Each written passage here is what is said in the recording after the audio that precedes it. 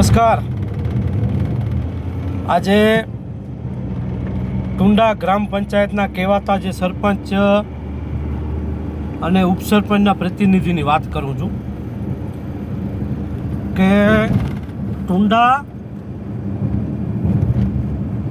સાર્વજનિક સમાજવાડીમાં કોઈ પણ કામ કરવાનું હોય છે તો સરપંચને કહેવાની જરૂર નથી, પરંતુ મુસ્લિમ સમાજનું કામ હોય અથવા મહેશ્વરી સમાજનું કામ હોય તો ઉપસરપંચના પ્રતિનિધિ દ્વારા એવું કહેવામાં આવે છે કે મહારાજને વાત કરવી પડશે. મહારાજને મતલબ સરપંચને વાત કરવી પડશે.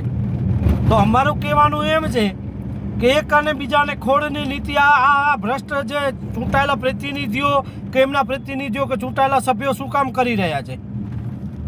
કેમ તમારામાં આ બધી માનવતા મરી ગઈ છે?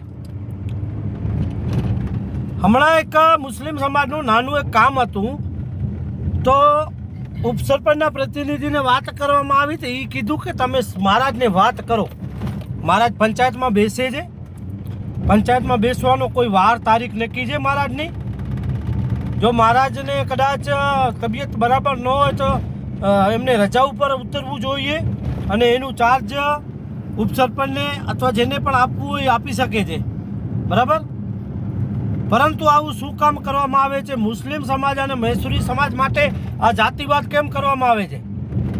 ને આ વાત જે કામ કરવાની વાત હતી રફીક લુહાર સાથે થયેલી હતી અને એમને આવો જવાબ આપેલ છે.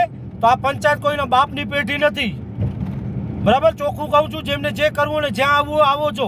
કદાચ કાયદો હાથમાં લેવું પડશે ને તો મને કોઈ ફરક નથી પડતો, આમ નહીં ચાલે. તમને જાતિવાદનો કીડો અને જાતિવાદનો ઝેર હોય ને તો અમે કાઢવા બેઠા છીએ. હવે જેને જે કરવું કરજો. કામ અમે કરાવશું અમારી રીતે ને તમે અટકાવીને બતાવજો, ને તમે કામ કરાવજો અને અમે અટકાવશું એ પણ તમે જોઈ લેજો. હાલી નીકળ્યા છો, શું સમજી બેઠા છો? તમે ઉપસરપંચ નથી, તમે સરપંચ નથી, તમે સરપંચના કદાચ પ્રતિનિધિ કે છોકરા હશો, ઉપસરપંચના પ્રતિનિધિ કે છોકરા હશો. આ નહીં ચાલે. પહેલાં તમારી વાડીનું ગટરનું પાણી બંધ કરાવો, જે કરવાનું છે એ કરો. આવા નાટક બંધ કરી નાખજો.